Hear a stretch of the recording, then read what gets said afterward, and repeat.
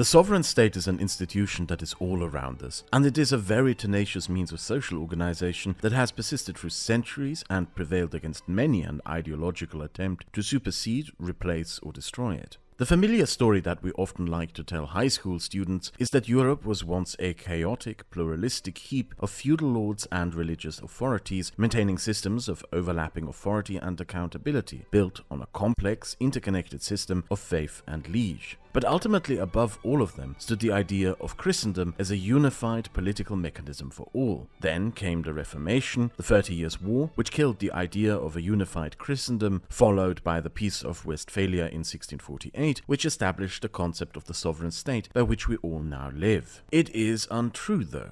Yes, the 30 Years' War destroyed the political concept of Christendom. You will barely ever hear modern Christians use that word, because there is no unified Christian political space anymore. But the Peace of Westphalia did not create the sovereign state. It merely enshrined it. The sovereign state in Europe is the product of a very long political process. The beginnings of the sovereign state in Europe lie in France. In coming years, what happens in countries like Poland, Lithuania, Czechia, Hungary, and especially in Ukraine will become more relevant than it has been in decades. It will be more important to follow the news from these places to stay informed. This video is sponsored by Ground News. Ground News is an app that I use when staying informed about what is happening in the world. Ground News gathers related news articles from around the world and provides context about the sources of the information for more accurate understanding of current events. I have been using Ground News for almost 2 years now, and I am very satisfied. It is especially useful in the current polarized media environment we're in. You can check them out at ground.news/Kraut. The link is in the description. This story on how the European Union is taking legal action against the Hungarian government for new laws that the government says are intended to protect Hungarian sovereignty and curb supposed foreign influence really caught my attention. The summary is based on more than 70 sources, which Ground News found reporting on this issue shows you that just 3 articles are coming out of Hungary. Over to the left, you can see exactly what these articles are saying. The new Hungarian laws criminalize suspected foreign funding of election campaigns and established a so-called Sovereignty Protection Office with broad investigative powers. But critics point out that this could be used to crack down on dissent against the nationalist far-right Prime Minister Viktor Orban's government ahead of crucial EU and Hungarian elections in June. What many critics have also pointed out is that this Hungarian legislation is very similar to Russia's infamous foreign agents law that has been used to imprison journalists. In its defense, the Hungarian government claims there is hypocrisy here because the European Union is also creating its own laws against Russian influence in European elections and politics. Seeing these contradicting opinions in one place with clear markers highlighting a source's political leaning, reliability, and ownership is why I think Ground News is helpful to anyone wanting to learn more about complex political topics. Especially during election years. It's important to know where your information is coming from so you can make informed decisions. So, go to ground.news/Kraut to stay fully informed. Subscribe through my link for 40% off unlimited access, or try it for less than $1 this month. Medieval France was the place where feudalism probably began, but also where it began to decline, mainly because of war. Medieval kings generally did not levy taxes, because kings owned large landholdings and estates from which they gained their revenue as private wealth. Medieval feudalism was a decentralized structure. The king granted aristocrats a patch of land with estates and peasants. Those nobles could then live off those estates and peasants in exchange for their loyalty. At this time, it was difficult to discuss whether there were capitals at all. Kings had various properties and residences. Governments could function wherever a monarch, his entourage, and his documents were. A Viking lord identified as Regenerus besieged and successfully occupied Paris, the capital of West Francia. However, both the Synod and King Charles the Bald just moved to other towns to organize the counterattack. Charles used Paris as a snare trap to keep the Vikings somewhere while an army to fight them was amassed, which goes to show that the West Franks could function very well without Paris. Beginning in the 13th century, the revenues from royal estates were no longer enough for the kings of France. Throughout 3 centuries, France found itself in a continuous state of war, driving the English out of France, getting involved in an English civil war, internal struggles with the Burgundians, the 100 Years' War, wars with the Spanish princes and kingdoms, crusades in Spain, crusades in North Africa, crusades in the Middle East, wars with the Holy Roman Empire, and wars with the Italian princes.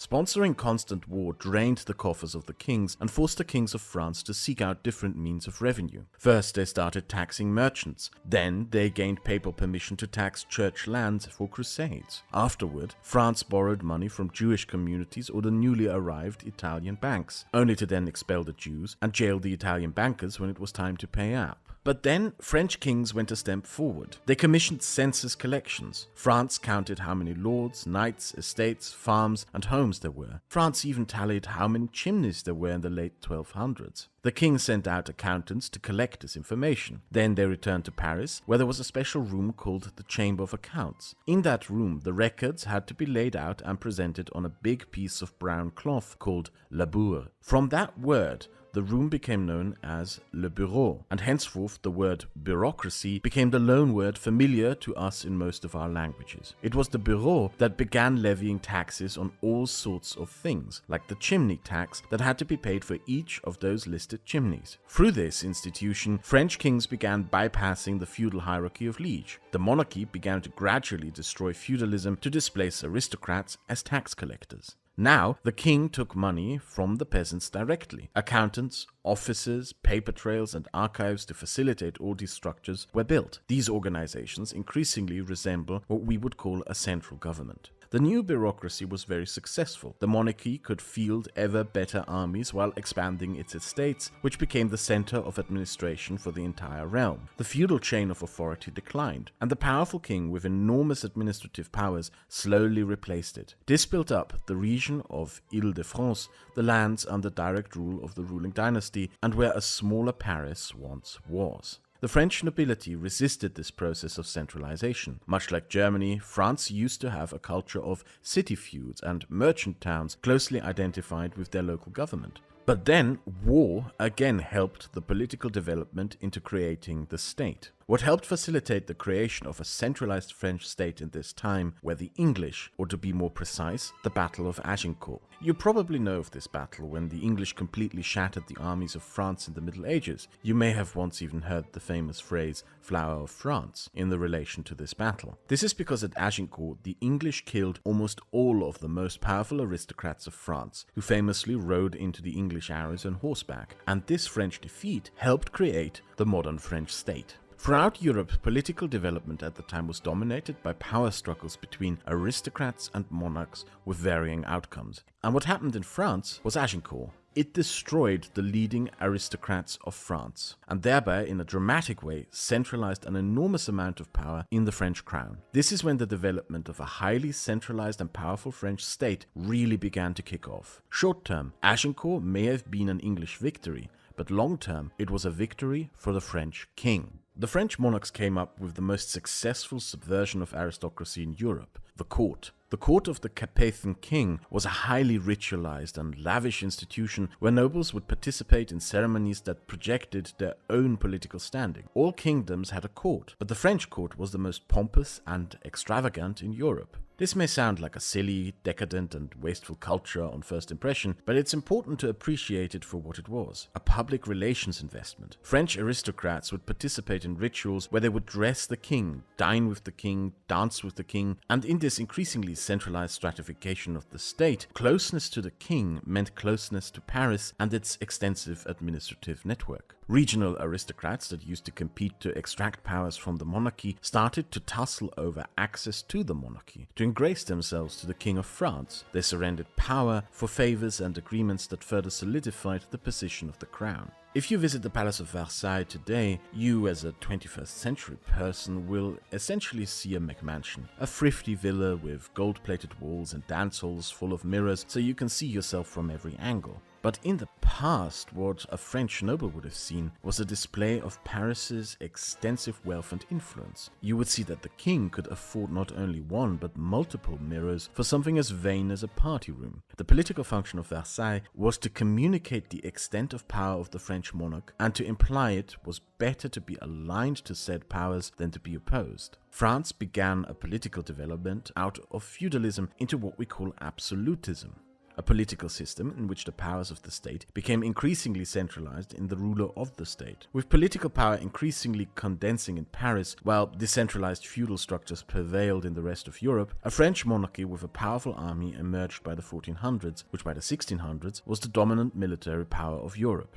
In return, many European states consequently began to emulate and copy France. This is why French became the court language of so many European monarchies, and why so many European palaces are replicas of French Baroque and Rococo palaces. But you can learn French and build replicas of French palaces all you want. It wasn't buildings and language that made France the domineering power of Europe. It was the Parisian bureaucracy and the administrative apparatus around it that made everything happen in France. The Stuart dynasty failed at creating British absolutism due to the opposition of a more empowered British aristocracy. The even more powerful aristocracy of Poland took almost all powers from its king. The empowered peasantry of Scandinavia doomed the absolutism of its monarchs. The Holy Roman Empire was so culturally contingent and legally amorphous that establishing absolutism was impossible. The Habsburgs may have successfully established absolutism in their homeland in Austria and in Czechia, but they chewed their teeth out in the Hungarian aristocracy. The only places where absolutist copies were somewhat successful were Spain and Prussia, and the only place that managed not only to copy but even outdo France in creating absolutism was the Russian Empire. So far, we've discussed the consolidation of the bureaucratic state, but we've not yet described the sovereign state. Just because a state has managerial capabilities, it does not mean that those capabilities serve the people. European monarchies had a sovereign, but that sovereign was not any one person or institution in the country, it was God.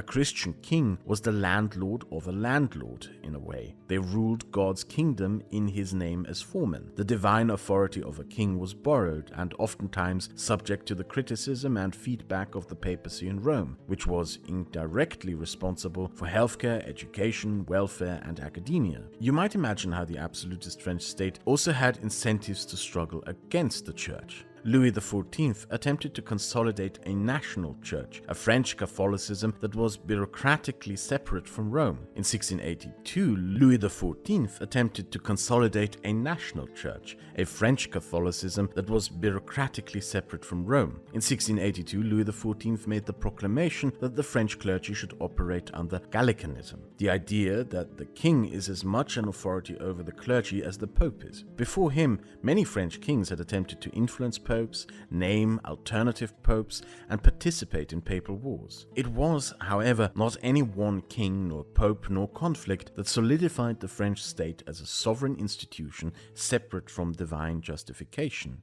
It was the French Revolution.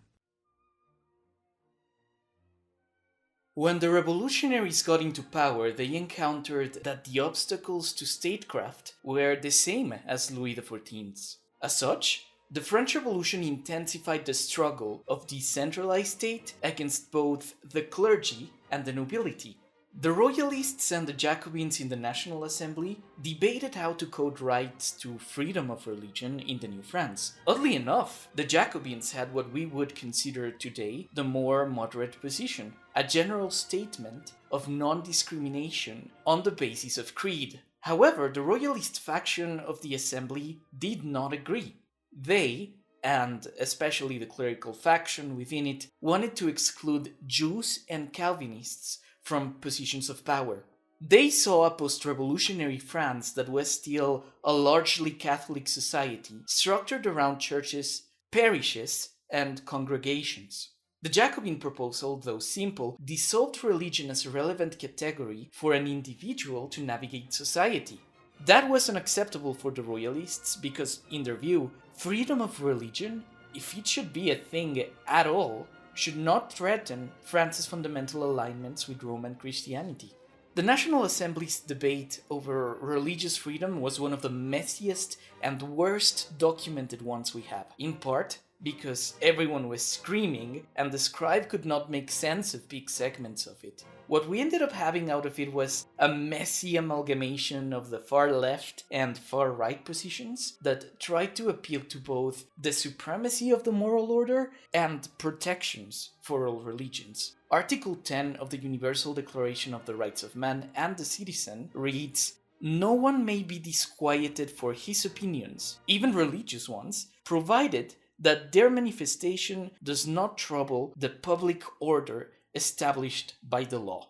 But sit down with this statement for a minute and consider its implications. What this article and the wider philosophy around it is saying is that the extent to which you can act on your religion is subordinate to governmental policy doctrines. I can't stress how groundbreaking this is from a medieval perspective. This right is basically establishing the supremacy of French law over God's law. The article also ended up being the doom of the clerical royalists, because by coding religion as a matter of individual morality, arguments from religion were rendered completely invalid in the French Congress. Christianity, being a collective good, became a personal perspective, which meant that appeals to Christianity could be both argued for and defeated rationally, and they often were. Even more, France would proceed to create the Civil Constitution of the Clergy in 1790, a document that nationalized all church properties and revenues, abolished clerical orders, and created a French constitutional church, a church that was loyal and subordinate to French revolutionary edicts first and to Rome second. In this way, the revolutionaries created something that Louis XIV could not have even dreamed of. With this move, the French state grew even more. The government ceased functions in bookkeeping and paperwork that had previously been the domain of the church. The French government could now issue civil birth certificates, civil marriages, civil obituaries, and many other types of files. This system was so efficient at generating records that today we have access to things like the names of individual hospital inmates in Lyon, 1793. We know their diseases, their state of health, their date of arrival, and we even have funding requests for special diets approved by Robespierre from the central government in Paris. To escalate even further, the public order understanding of Article 10 blew up on the clerical royalists. Its original intent was to exclude Protestants and Jews from the institutions of the state until Catholic priests were made to swear an oath to observe the civil constitution or become criminals in the eyes of the law. After the signing of the document, lots of French churches became illegal operations, and the persecution of these refractory priests marks the beginning of popular sovereignty in Europe in many ways. What France settled through these policies, retroactively called de-Christianization, was that it wasn't God, nor a king through God's permission, who justified the existence of the state. France, before any other European society in its time, stipulated that a popular government could be a self-justifying institution of the people, a country for the country, because the country wants it. Furthermore, the interests of the people and the church could be opposed, and in such instances, the people should have the final say. The civic constitution of the clergy would eventually be replaced with the Napoleonic Concordat of 1801, which gave back powers to the Pope while preserving various forms of French state control over church activity. Decades later, the Concordat itself would eventually be phased out of the French civil code, except in Alsace-Lorraine, where parts of it remain in the law. Modern France created milder and more direct laws separating church and state in the early 20th century, as the Jacobins originally intended. However, the impact and overall philosophy of these revolutionary laws is still with us. France's strong secularism can be traced back to the legacy of Article 10. When Muslims, and Muslim dress for example, are hounded and harassed in France over ideas of religion and the public order, that is no coincidence. The fact that it's even possible for France to discuss whether Muslim dress is something it should control, and not whether or not it can control it, is because the French government does have the reach to enter the lives of citizens. In other areas of life, the French government regulates that your pets must have tracking microchips inserted, the names you can give your children, that cafeterias and restaurants can't sell you unlimited ketchup, that the radio must have a minimum percentage of French language songs, that you can't be naked in your own home if you have a street window, and increasingly, that there are types of swimsuit that you can and cannot wear at the beach. This is the less flattering part about a state as centralized as France. The bureaucracy can not only get incredibly difficult to navigate and negotiate with, it can also be used as a tool of political repression. The state itself is just a machine, But the people in charge of the state are political agents by descent. What they do and what they don't is subject to political interests. Napoleon III, for example, weaponized the centralized state to weaken his internal opposition. The long, wide boulevards you will see around the Arc de Triomphe were not built to better accommodate the car and the carriage, but to make crowd control an easier task for the police. That was an action of soft power of the French state against the French people, who wanted to get rid of the narrow streets people used to put up barricades. In other areas of public life, Napoleon III weakened the power of local bureaucrats and countables. By rendering them ineffective, he could position the Parisian central organs, and therefore his throne, as the only institution capable of solving problems. France has a network of high-speed rail called the TGV, and looking at the map of rail, you can observe how Paris is almost like a heart. Every road and every line connects to Paris. Paris is the reference point for travel, for work, for administrative services, and for urban life. And that concentration of resources can only manifest from there not being elsewhere in the country. There are universities in France without a college life because both professors and students prefer to live in Paris or commute. There are villages in the country where affordable travel by rail necessarily means taking a detour through Paris. Crédit Lyonnais, a now defunct bank founded in Lyon that was at some point larger than Deutsche Bank and Lloyds Bank, was not even based in Lyon. The directors moved the headquarters to Paris after just 19 years of activity in 1882.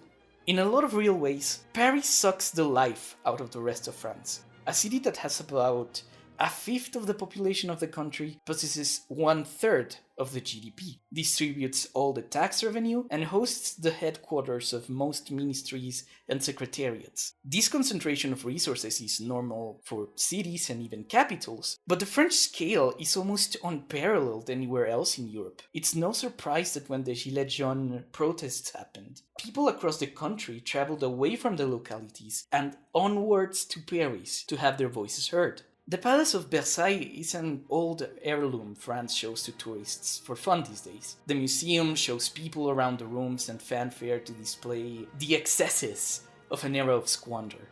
But the fact is, the subtextual realities of Versailles are still very much with us. The Parisian court remains real in that access to Paris, proximity to Paris, is still a huge determinant in public, civic, and economic life. Something Americans might find strange about France is that French states' rights, you could call it, is a potent political force on the left. A little known fact about President Mitterrand is that he attempted but did not succeed at decentralizing the Parisian bureaucracy. Closer to the present, during the 2020 French general election, La France Insoumise and NUPES ran on a similar platform of territorial equality, justice, and rural improvement, which was code for let's divest revenue from the capital to the departments. The French generally like the services provided by the state, but that does not mean that the structure is without its criticisms or calls to reform.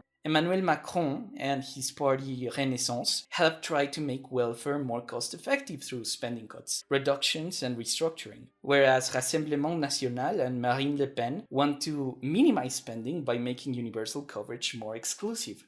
All these may sound very absolutist to you, especially if you're American. I won't lie, from the perspective of quite a lot of French people, governance can be quite excessive and asphyxiating. At times, the only countries in Europe that had more people employed in the state were communist. But as valid as those reservations may be, the facts are that France has a longer life expectancy than the United States. French college educations are virtually free, as is access to healthcare on demand and childcare services for women. You can travel across the entire country without a car, and walking is a viable form of travel in most cities. More recently, France became the first country in the world to legislate the right to abortion into the Constitution, less than 2 years after the repeal of Roe v. Wade. The French state can do all of this because it has a bureaucracy that is both willing and able to orient civic life, and a population that actively directs and monitors those bureaucrats. French society has always made its demands heard and its priorities known, both inside and outside the ballot box. An apathetic society with such an enormous state could look very differently and not in good ways. In any case, France is very likely to continue being an activist society with an activist state. Future conversations about the bureaucracy will be about how to continue improving it. After all, effective welfare states don't only have to exist, but find ways to optimize. The bureaucracy must continue apportioning resources and facilitating coverage. In any case, France's 21st century challenges remain. Whether the centralized state can find a place in an increasingly globalized world, whether power and resources will ever be devolved from Paris to the rest of the country, whether it's possible for France to resolve key challenges with Ukraine, immigration, and polarization in its politics, are all questions that remain to be answered. French political discourse has been getting more divisive and intense, and most of these challenges are at the center of that. With European elections in 2024 and parliamentary elections in 2027, key decisions that will determine the future direction of the country will be settled this very decade. Hello everyone, I am Ravignon. If you've been watching this channel over the past 3 years, you may know I am friends with Kraut and an artist for many of his videos. We've worked together for a long time and we've decided to create a collaboration again. For this script, Kraut and I split work on the research, and Bondersroy and I from the Ravignon channel got through the art and the editing. If you'd like to learn more about the subjects we discussed, I recommend you check out Ian Kohler's Muslims and Citizens, John Merriman's Yale Lectures on France since 1871, and Marc Bloch's Feudal Society and the Ile-de-France. This video was made possible with the support of our Patreons. If you would like to help us create more content, please consider becoming a patron or making a one-time donation through PayPal. If you would like to support us in other ways that aren't financial, you can subscribe, share, and like the video. Kraut, Vonderstroy, and I also have Discord servers and social media you can find in the description, where you can contact our communities and discuss the content you just watched. Without further to say, thank you for watching. We have more videos coming very soon, so stay hyped and see you next time.